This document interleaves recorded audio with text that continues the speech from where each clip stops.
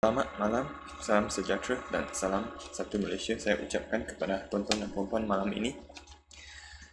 Semalam, saya ternampak satu video yang diviralkan dalam Facebook yang menunjukkan perbualan antara seorang pesakit COVID-19 yang berada dalam ICU dengan Encik Kabur dari GPMC, Gerakan Post-Mortem COVID. Selepas tengok video ini, saya berasa sangat sedih atas kejahilan mereka. So, hari ini saya ingin berkongsi sikit tentang video ini dan mengulaskan beberapa perkara tentang persepsi yang salah ini. So, walaupun saya tak terlibat secara langsung dalam rawatan pesakit ini, tetapi apa yang saya nak ceritakan ini adalah boleh diaplikasikan kepada keadaan pesakit di dalam hospital. Kepada abang kakak yang tengok live, saya nak abang sharekan video ni kepada menteri, kepada ahli politik, kepada KKM, kepada semua orang supaya kita tak nak diskriminasi ni berlaku. Okey, ini suasana dalam hospital Saya bukan sembang, saya bukan gebang pusing bang. Pusingkan lagi bang, pusingkan lagi.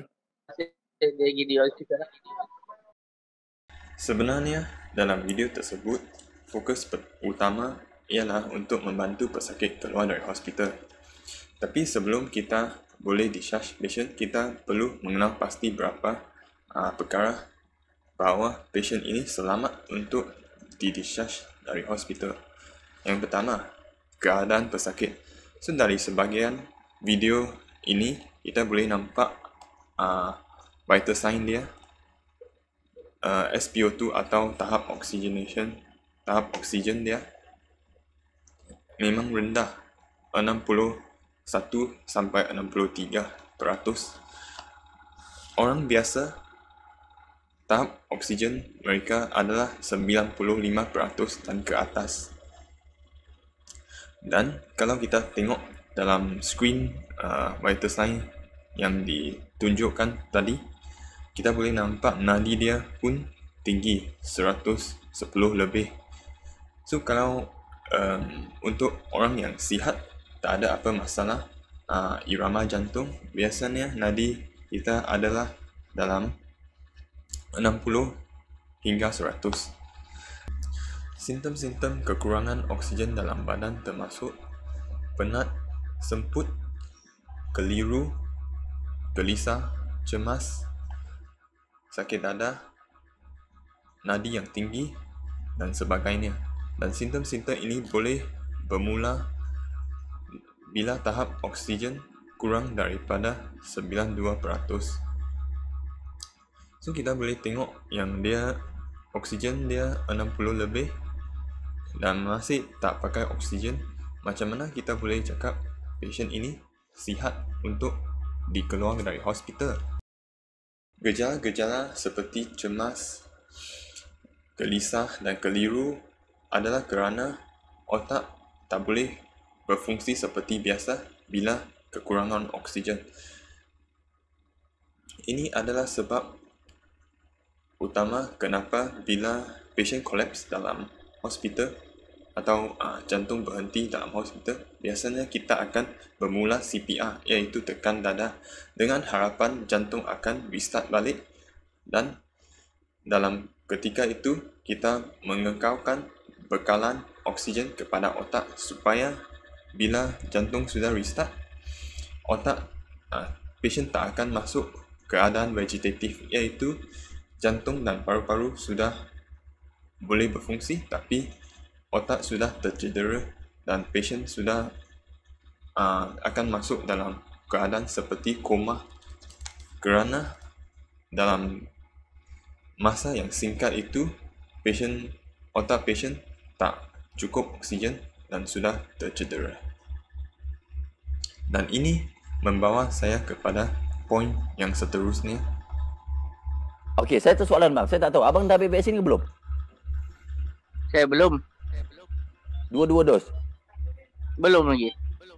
Belum lagi. Okey, fine. So, tapi tak apa, it's okay. Maksudnya abang belum ambil vaksin lah, kan? So, Ya, adakah betul. ini satu diskriminasi untuk orang yang belum ambil vaksin? Tak sakit pun masuk hospital? Kemungkinan besar Persoalan ini adalah tentang kenapa pesakit dimasuk dalam ICU atau unit rawatan rapi dan adakah pasien yang tidak divaksinasi telah didiskriminasikan. Okey, so setahu saya status vaksinasi tidak menjadi satu ciri pertimbangan untuk dimasukkan ke dalam unit rawatan rapi atau ICU. Okey, so saya ingin menjelaskan kebiasaan pasien yang dimasukkan ke dalam ICU adalah pasien yang berpotensi tinggi untuk sembuh dan ketika itu memerlukan pemantauan dan rawatan yang lebih rapi. Dalam hospital, kita ada beberapa jenis oksigen yang kita boleh bagi sebagai rawatan kepada pesakit yang kekurangan oksigen.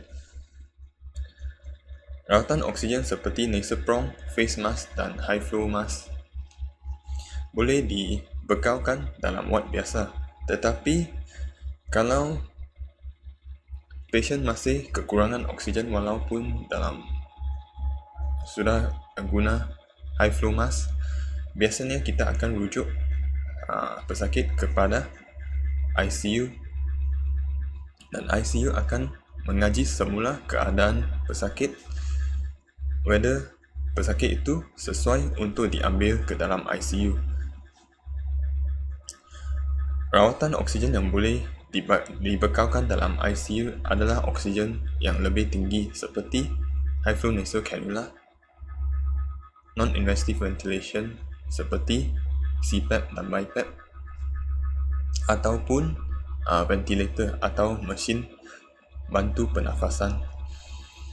So kalau pasien yang dipasang dengan ventilator itu, biasanya kita akan ditidurkan, pasien akan ditidurkan supaya mesin itu boleh membantu pesakit secara optimal. ICU dalam hospital kerajaan adalah satu sumber yang sangat bernilai, apatah lagi dalam keadaan pandemik COVID-19 sekarang. Oleh itu, semua pesakit yang doktor ingin bawa ke dalam ICU telah pun dibincang dengan pakar intensivis.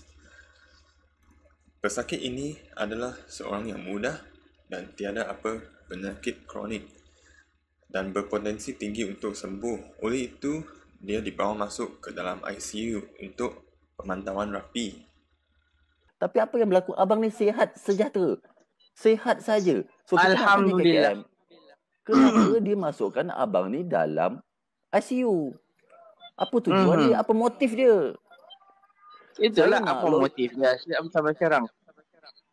Okey, sekarang ni lawyer PPM cakap abang boleh keluar dengan lawyer punya arahan lah, ataupun ahli keluarga boleh keluarkan abang dengan sign consent form. Tak apalah, sign consent form. Kalau dengan izin Allah abang mati kat rumah, ajalah mati kat rumah. Daripada mati kat hospital duduk Itu ajal maut itu kita ada tangan Allah kan. Untuk perbincangan seterusnya, pesakit telah menyentuh perkara AOR discharge atau discharge atas risiko sendiri.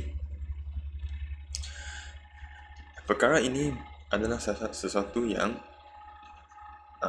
menarik kerana ia menyentuh hak asasi manusia dan etika rawatan perubatan. Prinsip yang kita sentuh ini adalah prinsip autonomi bagi pihak pesakit dengan prinsip beneficence atau kemurahan hati pihak pasukan rawatan pesakit. Dalam situasi biasa, kalau pesakit tidak ada apa penyakit terjangkit, memang pesakit boleh minta untuk keluar dari hospital, menolak rawatan dan keluar dari hospital atas risiko sendiri. Tetapi situasi sekarang ini berbeza sikit kerana perkara ini adalah perkara yang khas.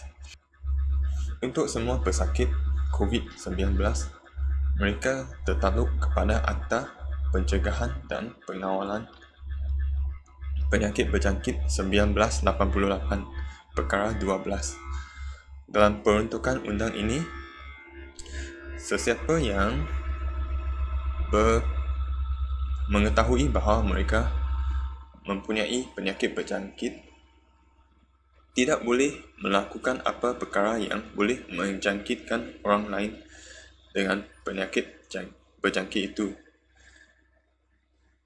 Itulah sebab pesakit COVID akan dirawat dalam hospital selama sekurang-kurangnya 10 sampai 14 hari seperti apa yang direkomend oleh pihak WHO atau World Health Organization.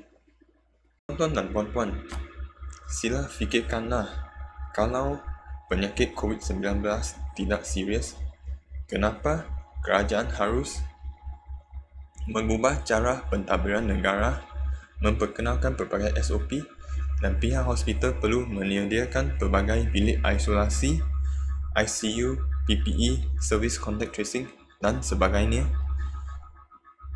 Walaupun kaki tangan hospital adalah dalam keadaan serba kekurangan untuk menangani penyakit ini. Selain daripada itu, hak menolak rawatan memang hak asasi pesakit. Tetapi, keputusan untuk menolak rawatan ini haruslah dibuat oleh pesakit dalam minda yang jelas dan diberi maklumat yang betul. Ya, tetapi yang kami tengok dalam video ini, pesakit ini adalah dalam keadaan gelisah dan cemas. SpO2 pun dalam tahap yang rendah. Macam mana kita boleh cakap bahawa sekarang pesakit ini, keputusan yang dibuat oleh pesakit ini adalah apa yang dia betul-betul nak? Akhirnya, saya ingin sentuh tentang perkara ketidakpercayaan kepada data-data vaksin. Memang jangka hayat kita di atas tangan Tuhan kepada sesiapa yang beragama. Keputusan untuk menolak vaksin itu adalah hak-hak tuan-tuan dan puan-puan sendiri. Tetapi, sila jangan menggunakan pesakit-pesakit COVID yang tenat sebagai batu loncatan untuk memajukan kepentingan sendiri atau menyebarkan propaganda anti-vaksin. Mereka berada dalam keadaan yang sangat penat dan lemah dan masih ada pihak yang cuba mempengaruhi mereka untuk menolak rawatan. Kenapa? Perbuatan ini adalah sangat tidak beretika. Kalau tuan-tuan dan puan-puan berpendapat bahawa vaksin itu tidak sesuai untuk tuan-tuan dan puan-puan dan ingin menolak vaksin, sila simpan pendapat itu kepada tuan-tuan dan puan-puan sendiri. Jangan menjadi batu penghalang kepada kerajaan dalam menangani penyakit COVID-19 ini.